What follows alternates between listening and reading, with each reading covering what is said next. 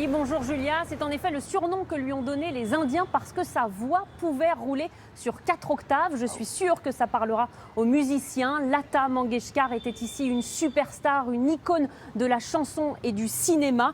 Ultra populaire, elle est morte à 92 ans des suites du Covid. Si vous aimez les films de Bollywood, vous savez forcément qui c'est, car c'est elle qui prêtait sa voix aux actrices lorsqu'elles devaient chanter dans les films. On la voyait donc peu à l'écran, mais sa voix était omniprésente. Tout le monde ici sait qui c'est. Elle était si exceptionnelle qu'elle pouvait même émouvoir aux larmes. En 1962, elle a fait pleurer Nehru, le père de l'indépendance de l'Inde, en entonnant un chant patriotique. Aujourd'hui, la reine de la mélodie est partie. Je vous propose de l'écouter dans ce reportage d'Ulysse Caillou et Abhijit Pandey.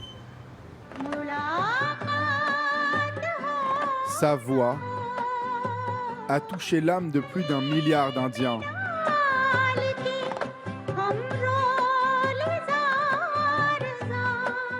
Icône dans son pays, Lata Mangeshkar avait à son répertoire plus de 25 000 chansons.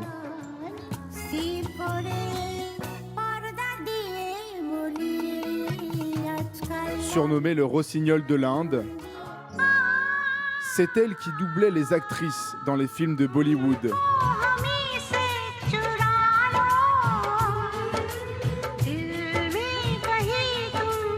Une superstar ultra populaire à travers tout le pays, comme ici à New Delhi. Chacune de ses chansons était exceptionnelle. Elle avait la voix la plus mélodieuse que j'ai jamais entendue. Née en 1929 dans une famille aisée du centre de l'Inde, elle apprend le chant dès l'âge de 5 ans, aux côtés de son père. C'est à 20 ans que sa carrière décolle, avec son premier enregistrement pour le film Mahal, dans lequel elle interprète cette chanson, devenue célèbre. Pour ce professeur de musique, fan inconditionnel de Lata Mangeshkar, sa voix faisait toujours recette. Les producteurs savaient qu'avec elle, c'était le succès assuré. Ils savaient que toutes ses chansons étaient forcément des tubes. Lata Mangeshkar s'est éteinte à l'âge de 92 ans, en laissant derrière elle ses notes immortelles.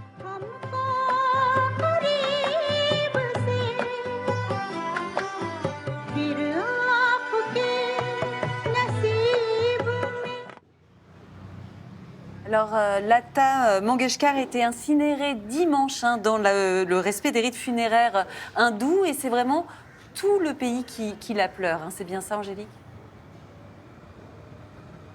Oui, c'est un tel monument de la culture indienne qu'en plus des grandes stars de Bollywood, le Premier ministre Narendra Modi était présent à ses funérailles. Les autorités ont même décrété 2 jours de deuil national. Et puis dans l'état du Bengale, dans l'est du pays, ces chansons seront diffusées pendant 15 jours dans différents lieux publics. Ils sortiront même de mégaphones installés au feu tricolore pour que les Indiens puissent entendre encore le chant de leur rossignol.